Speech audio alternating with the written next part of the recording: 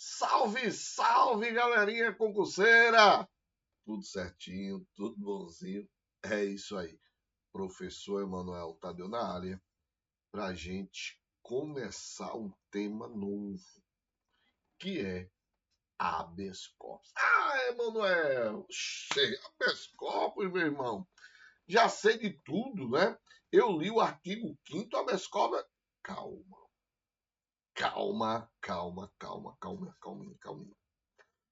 O habeas corpus realmente está lá no artigo 5º, lá no inciso 68, mas o habeas corpus ele também vai estar lá no Código de Processo Penal, a partir do artigo 647. E lá no Código de Processo Penal, ele, como é que eu vou dizer? Ele espreme, não é? Ele espreme o habeas corpus. Você vai ver muito mais coisas que você só vê no artigo 5º, inciso 68. Tá certo, pessoal? Então, ele vai esmiudecer, não é? O habeas corpus. Então, por isso que a gente precisa saber mais. Aí sim, aí você, sabendo aquela introdução ali do habeas corpus, no artigo 5º, e tendo conhecimento do artigo 647, aí você vai estar, você vai estar tampa de cruz em habeas corpus, tá certo? Então, o que é habeas corpus? Primeiramente, quando a gente fala em habeas corpus, ora, o que a gente pode dizer sobre habeas corpus? Primeiro, é um dos tipos de ações judiciais mais comuns e utilizadas no direito brasileiro. Não é? Quando se fala em habeas corpus, todo mundo fala, é uma ação muito comum e utilizada no direito brasileiro, principalmente, né, em razão de seu devido, não é, do seu objetivo preponderante, que é o quê? Proteger o direito de ir e vir das pessoas, né? Sempre que esse direito o quê? Tenha sido ferido, sofrido uma ilegalidade ou esteja sendo ameaçado, não é? Então podemos inclusive dizer, não é, que o habeas corpus é a mais básica e necessária ação judicial. Mais básica porque a gente vai ver que não precisa de advogado, né? Vocês sabem muito bem disso, né? Então é a mais básica e necessária ação judicial, justamente porque ela protege um dos direitos mais básicos do indivíduo. Qual é, Manuel? A liberdade pessoal, tá? Então, o habeas corpus está previsto na Constituição de 88 e é tratado como instrumento que visa garantir esse direito de liberdade da pessoa, não é? E costuma ser chamado de quê, pessoal? De remédio constitucional. E por que esse remédio constitucional? Ora, porque o habeas corpus não nasceu hoje, não é? O habeas corpus, ele tem origem em latim, né? Sabe o que quer dizer habeas corpus? É tenhas o corpo, que tenhas o corpo. Então, né? Ele advém aí de muito tempo, né? Primeiro, quando se trata de direitos humanos, ele é previsto no artigo 8º da Declaração dos Direitos Humanos, né? E como a gente falou no artigo 5º, inciso 68 da Constituição Federal, mas o habeas corpus ele surge aí, não é? Ele surge na Inglaterra, não é? Com a Magna Carta em 1215. Veja só, com a Magna Carta em 1215. E depois, ele é mais, como é que eu posso dizer? Ele é mais reformulado, não é? Passando a ser chamado de Habeas Corpus Act. Ação de habeas corpus, não é? Em 1660. 79. Então, basicamente é isso que a gente tem do habeas corpus. Então, vamos lá, né? Já passou para essa parte histórica, né? Conceitual, e agora bora para a parte, não é, jurídica do habeas corpus. Então, como eu disse para vocês, você tem o habeas corpus com previsão no artigo 647 do Código de Processo Penal. Então ele diz lá, dá-se-á o habeas corpus sempre que alguém sofreu ou se achar na iminência de sofrer violência ou coação ilegal na sua liberdade de ir e vir, salvo nos casos de punição disciplinar. Conceito: remédio constitucional utilizado como instrumento para cessar afetação ou ameaça ao direito à liberdade de locomoção. Natureza jurídica: ação autônoma de impugnação. Não possui natureza recursal. Habeas corpus não é uma ação de natureza recursal, não é recurso, tá? Emanuel, e por que aqui, e aqui eu vou botar de outra cor, diz salvo, deixa eu ver se dá para ver vocês aqui, peraí.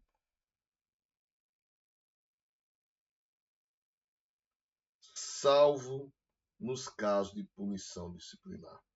Ó, quando você vai lá para a Constituição Federal, não é?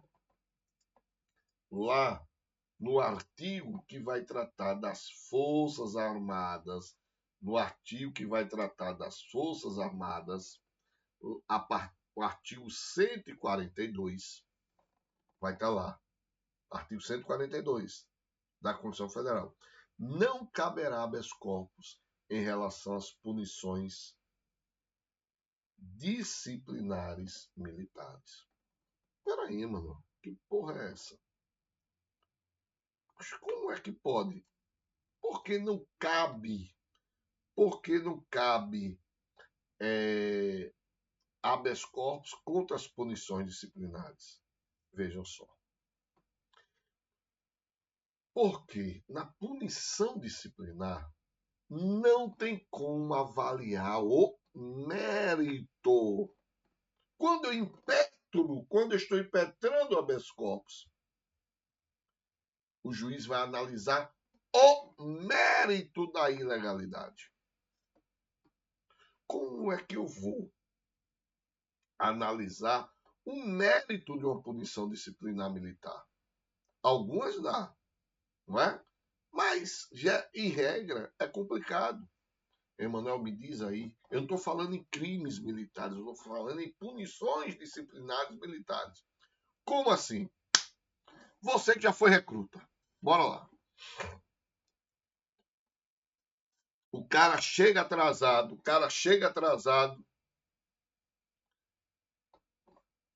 na formação. O que o sargento ou tenente diz logo? Todo mundo pagar. É uma punição disciplinar, não é? Ou então, ó, vai todo mundo ficar de pernoite hoje. O cara chegou com barba por fazer. Vai receber uma punição disciplinar. Como é que o juiz vai analisar? Pô, o cara chegou atrasado e a turma teve que pagar 10. O cara chegou sem barba por fazer, com a fivela do cinto suja. Não tem como ele analisar o mérito disso aqui, não. Entendeu? Por isso que não cabe o habeas corpus numa ação disciplinar militar. Agora, preste atenção. Eu posso dizer que o habeas corpus não cabe de forma alguma em relação às punições disciplinares? Não. Por que não? Porque se o ato for ilegal, aí cabe o HC.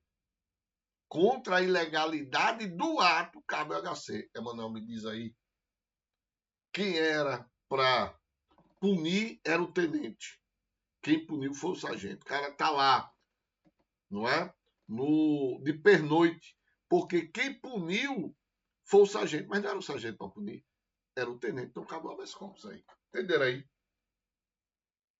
O cara dormiu em serviço, foi preso. Quem era para determinar a prisão era o oficial de dia.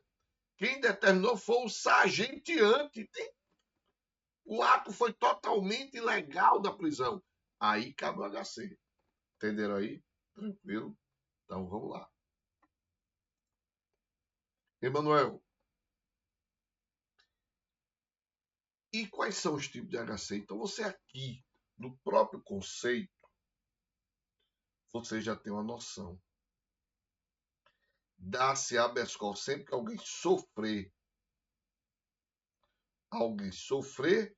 ou se achar na iminência de sofrer. Então, o habeas corpus pode ser que a gente mais, como é que se diz, que a gente mais conhece, né? Preventivo, liberatório, mas também pode ser repressivo, né? Aqui também chamado de repressivo. Poxa vida, peraí. Aqui chamado de repressivo. E aqui chamado de preventivo, aí todo mundo já, né? Repressivo qual é? Quando houve a violência, também chamado de liberatório, por isso liberatório, porque já houve a violência. E aqui, quando o indivíduo se achar ameaçado. O famoso profilático, né? O habeas corpus profilático.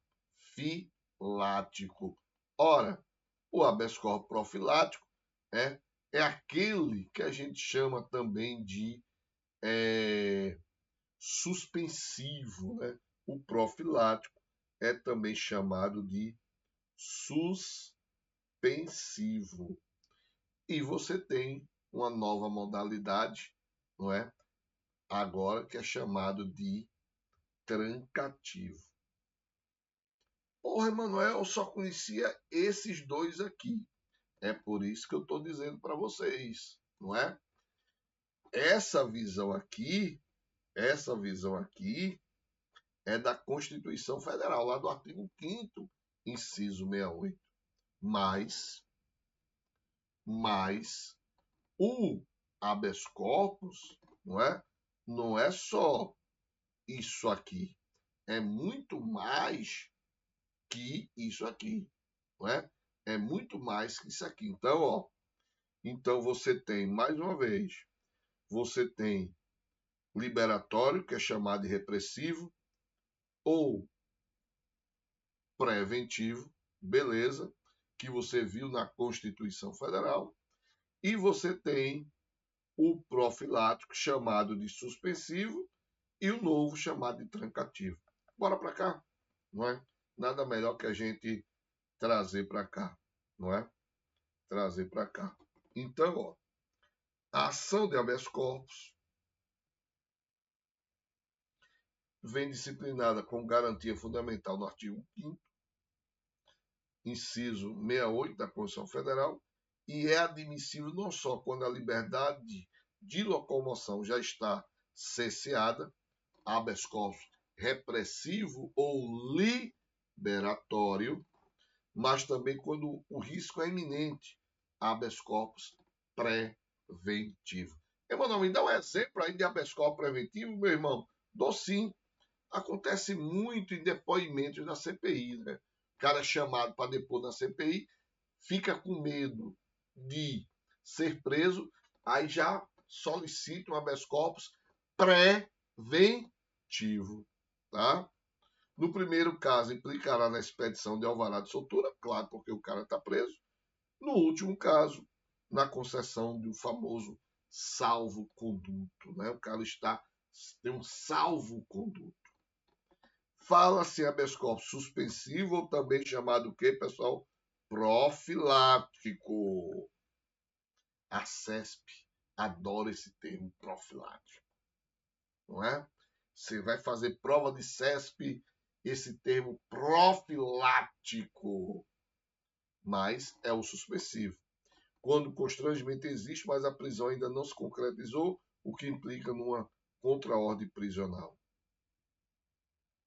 Mesmo havendo risco remoto à liberdade, o habeas corpus terá cabimento funcionando como verdadeiro sucedâneo recursal, mas não, mais uma vez, mas não tem natureza recursal, em que pese sua natureza ação constitucional penal popular.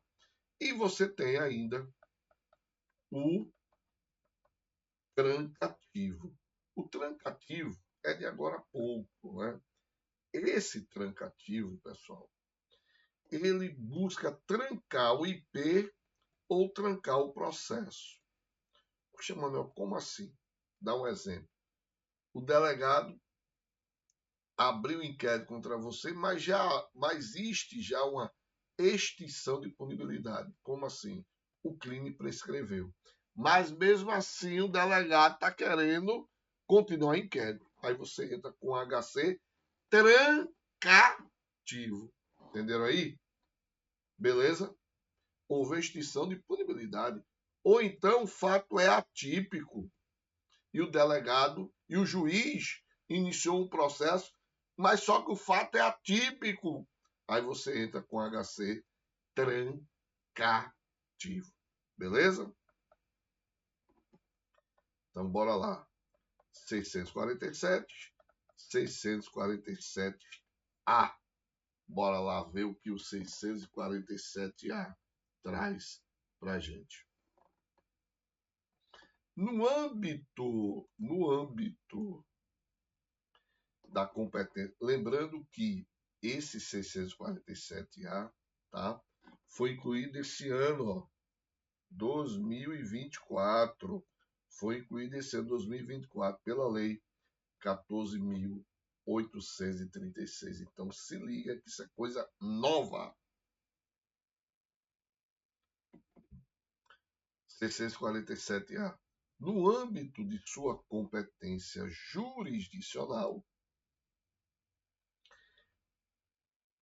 qualquer autoridade judicial poderá expedir, isso aqui é importantíssimo, velho, expedir de ofício, ordem de habeas corpus individual ou coletivo, quando no curso de qualquer processo judicial verificar que, por violação ao ordenamento jurídico, alguém sofre ou se acha ameaçado de sofrer violência ou coação em sua liberdade de locomoção. Cara, isso é importantíssimo. Por quê, Manuel? Pelo seguinte, porque o juiz pode agir de ofício, não necessita ser provocado. O juiz pode agir de ofício sem precisar ser provocado. Quando ele observar que alguém está sendo vítima de violação à sua liberdade de locomoção, ele não precisa, não é, um advogado impetrar, de o promotor solicitar, não, ele soube. Então ele de ofício, veja como a liberdade de locomoção é mega super importante, porque o juiz pode agir de ofício. Vamos pegar um parêntese.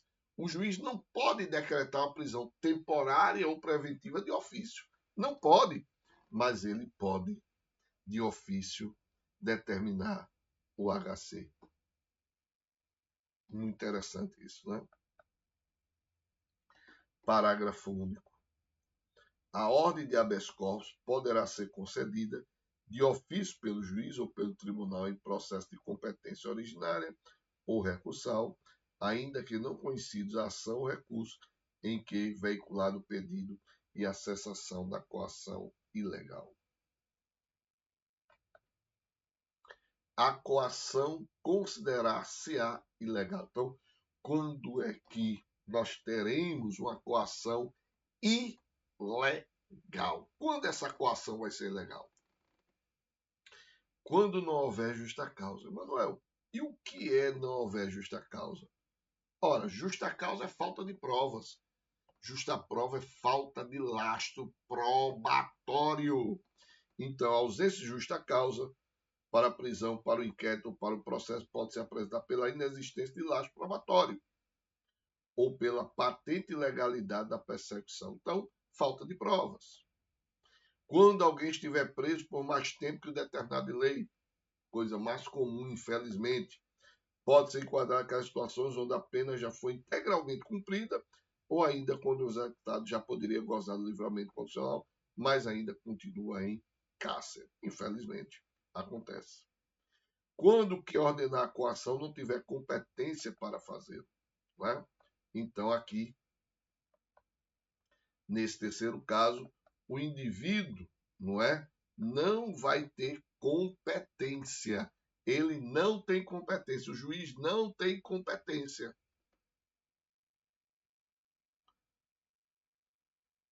Quem determinou a prisão foi o juiz da vara civil. Não pode, é o juiz da vara penal. Quando houver cessado o motivo que autorizou a coação, ou seja, vamos pensar em uma situação, que o indivíduo ele obrigatoriamente, estaria em situação aí de ilegalidade, e essa situação de ilegalidade acabou-se, não é? Acabou-se. Ou seja, as prisões cautelares só perduram no tempo enquanto houver necessidade. Cessados os fundamentos que justificam a prisão, deve-se revogar a prisão preventiva ou conceder a liberdade provisória no caso de flagrante, não é? Então, cessou o motivo e ele continuou preso, acabou-se. Quando não for alguém admitido a prestar fiança, nos casos que a lei autoriza, não é? Mais uma vez, a liberdade provisória mediante fiança é um direito inerente àqueles que preencham todos os requisitos legais, não é? Então, cabe fiança e não foi concedida a fiança. O ato passa a ser o quê?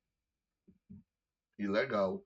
Quando o processo for manifestamente nulo, as nulidades que poderão, acontecer, acometer, na verdade, acontecer não, acometer no processo, elas estão definidas de forma não taxativa, no Código de Processo Penal.